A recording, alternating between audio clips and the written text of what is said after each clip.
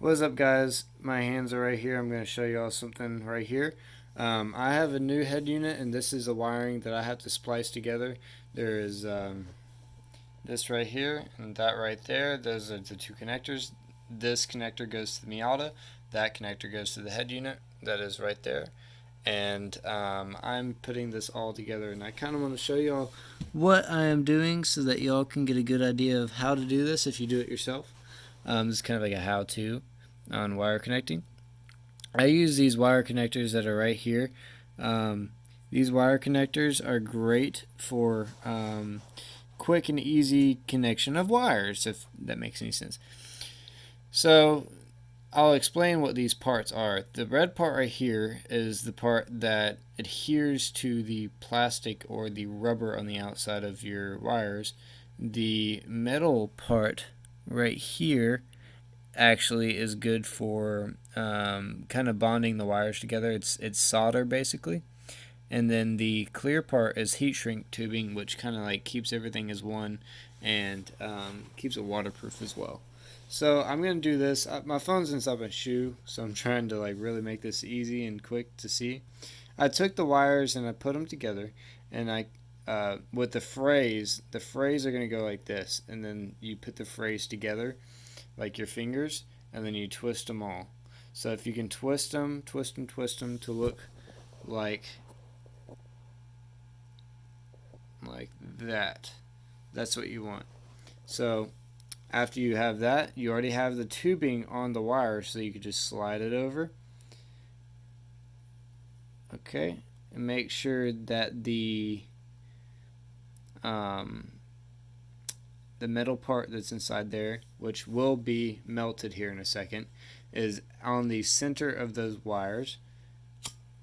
And then you just heat it up, let it cool off for a second. I like to kind of like touch it and see where it's at and kind of like push the adhesion together on top of the wires. And then I'll go back over this. And I don't want to get it too hot. I just want to get it hot enough where it'll start to shrink to it. That amount of time will get it pretty good. So as you can see, the heat shrink has shrunk around here and the other side, and you can kind of see the red part starting to kind of like bulge out. Well, the red part is starting to melt, but not too much. It's just the proper amount so that it can actually adhere. So I'm gonna go back over it, and then I'm gonna, it may be a little bit hot, but I'm gonna squeeze it. And the other one, get it hot and squeeze it. And then here's the important part right here. This is the only part left. Here, let me get it focused. Okay, that part right there has to get heated up enough so that it can actually melt. So it doesn't have to be a lot, but there's going to be a lot of heat on that spot in particular. So I'm trying to kind of even out the heat across everything, but I want to keep it in the center. And it's looking good. Boom. So there's the wire, if you can see it. That wire, you can see that it is all bonded together. It doesn't just look like a group of wires now, it looks like a clump of metal. But really that's how it's supposed to look, and all that that clump right there is just the wires adhering together, and then that metal piece that was in there, it melted and kind of evened it itself out around the wires, and now you can see that it's starting to kind of make this clear, this film on there that isn't so clear like it was. Well, that's because it's cooling down and it started to completely adhere, and it's looking good. So that's how your wires are supposed to really look. All these other ones are like this too. So this is a quick and easy way, and it is so much easier and sometimes better than just doing some regular solder, because it is properly heat shrunk. It is sealed for anything that might be humidity wise in your car, and the connection is good.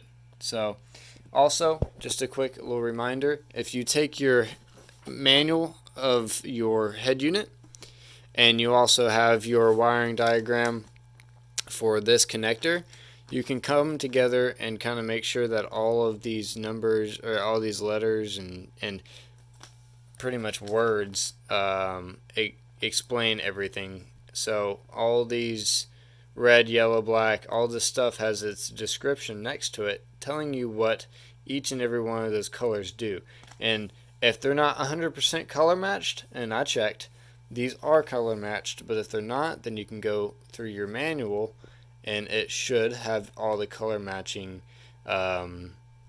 descriptions on there. So it should tell you everything you need to know. And there you go. That's how you do it.